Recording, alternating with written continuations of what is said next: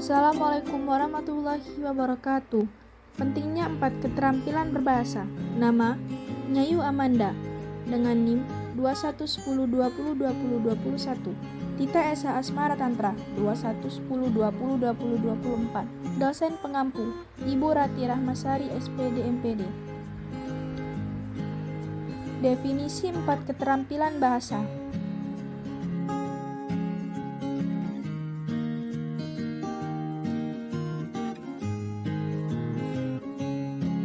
Keterampilan bahasa sendiri memiliki beberapa aspek yang sangat dibutuhkan, yakni keterampilan mendengarkan atau menyimak, keterampilan berbicara, membaca dan menulis. Mendengarkan dan berbicara merupakan aspek ragam lisan, sedangkan membaca dan menulis merupakan aspek ragam tulisan. 4 aspek keterampilan bahasa. 1. Menyimak. Menyimak adalah keterampilan untuk memusatkan perhatian dan mencerna informasi yang ada. Kedua, berbicara. Berbicara adalah alat untuk berkomunikasi. Kita berkomunikasi dengan orang lain, mengekspresikan ide-ide dan memahami ide orang lain. Ketiga, membaca. Membaca adalah keterampilan dalam memahami. Membaca dapat membantu kita untuk mengembangkan seluruh bagian bahasa, seperti kosakata atau kalimat dalam penulisan. 4. Menulis. Menulis adalah kegiatan dokumentasi informasi ke dalam suatu sarana tulis.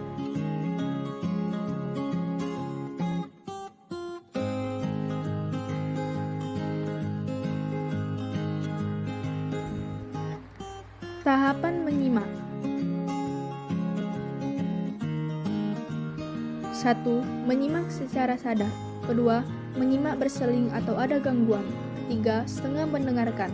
Keempat, menyimak sungguh-sungguh. Kelima, menyimak sekali-sekali. Keenam, menyimak asosiatif. Ketujuh, menyimak secara berkala. Kedelapan, menyimak secara seksama. Kesembilan, menyimak secara aktif.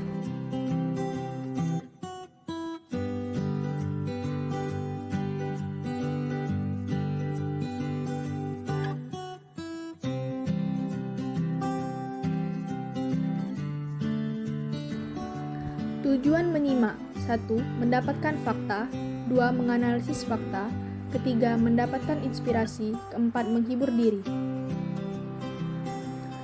Jenis-jenis menyimak.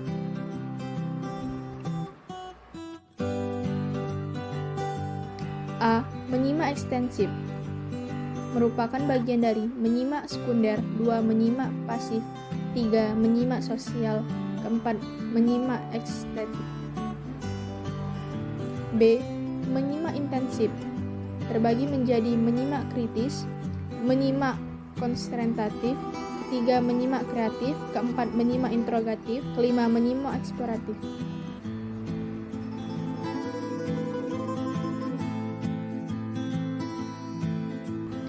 Jenis-jenis penyimak yang baik. 1. Berkonsentrasi. 2. Memotivasi. Ketiga, menyeluruh. Keempat, menyimak menghargai pembicara. Kelima, menyimak harus elektif. Keenam, menyimak harus sungguh-sungguh. Ketujuh, menilai. Kedelapan, merespon. Berdasarkan KBB, berbicara adalah berkata, bercakap, berbahasa, melahirkan pendapat secara lisan, berunding atau merundingkan.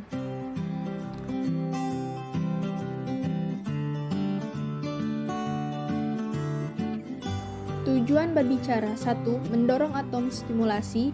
2. Meyakinkan. Ketiga, menggerakkan. Keempat, menginformasikan. Kelima, menghibur.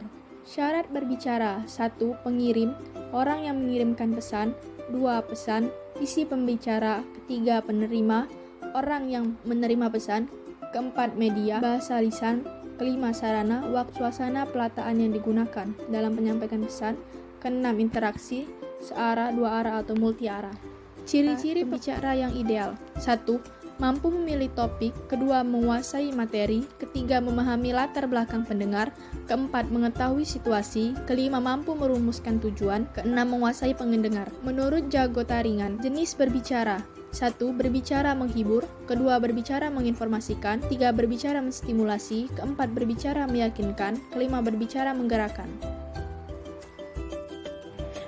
Baiklah, materi selanjutnya akan saya jelaskan mengenai tahapan dari membaca. Yang pertama adalah tahapan persiapan, yang kedua tahap perkembangan, dan yang ketiga adalah tahap transisi. Selanjutnya ada tujuan membaca menurut Rivers dan Temperley. Yang pertama untuk memperoleh informasi, memperoleh berbagai petunjuk, melatih acting, berkomunikasi, memprediksi, memperoleh fakta, dan yang terakhir untuk menghibur diri.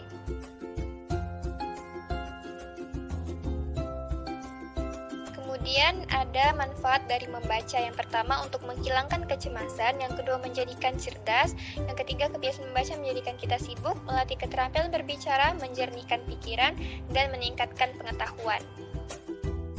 Jenis-jenis membaca menurut Tarigan ada dua, yang pertama membaca nyaring dan yang kedua adalah membaca dalam hati. Faktor-faktor yang mempengaruhi keberhasilan membaca menurut Nurhayati Pandawa ada faktor kognitif, afektif, teks bacaan, penguasaan bahasa, faktor fisiologis, intelektual, dan faktor lingkungan.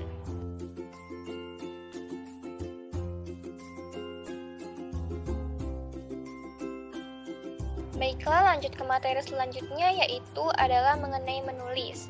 Dari sini menulis memiliki tujuan. Yang pertama yaitu untuk menginformasikan segala sesuatu, baik itu fakta, data, maupun peristiwa, agar baca memperoleh pengetahuan, memahami tentang berbagai hal. Yang kedua ada membujuk, yang ketiga yaitu untuk mendidik, dan yang keempat menghibur.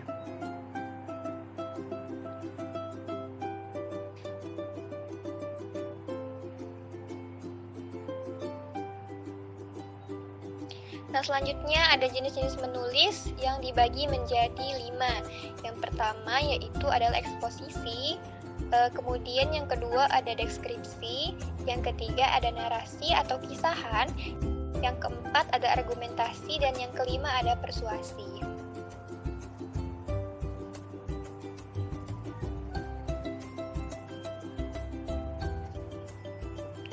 Selanjutnya yaitu ada tahapan menulis. Yang pertama perencanaan karangan. Yang A, pemilihan topik.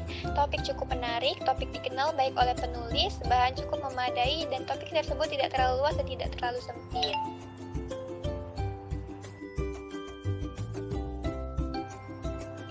Kemudian yang kedua yaitu proses penulisan. Yang pertama ada draft kasar, yang kedua revisi, editing, penulisan kembali, dan yang terakhir adalah evaluasi.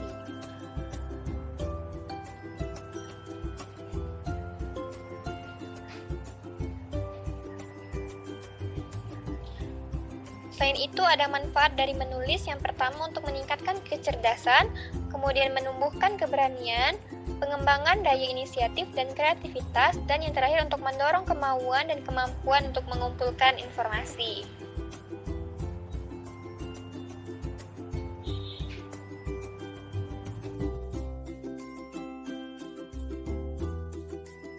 Selanjutnya yaitu ada materi mengenai penyusunan karangan yang terbagi menjadi 6. Yang pertama untuk pemilihan topik, yang kedua penulisan draft, yang ketiga penyusunan karangan, yang keempat revisi, yang kelima editing, dan yang keenam publikasi.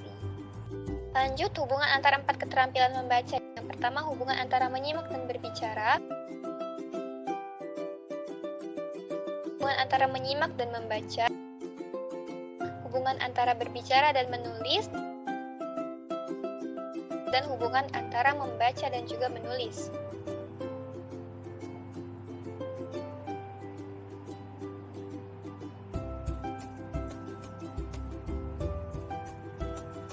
Dan yang terakhir adalah mengenai manfaat dari mempelajari 4 keterampilan bahasa itu sendiri. Nah, secara umum manfaat dari 4 keterampilan bahasa yaitu adalah untuk mempermudah menyampaikan informasi dan juga memperlancar proses komunikasi. Sekian pembahasan materi dari kami. Semoga bermanfaat. Terima kasih dan wassalamualaikum warahmatullahi wabarakatuh.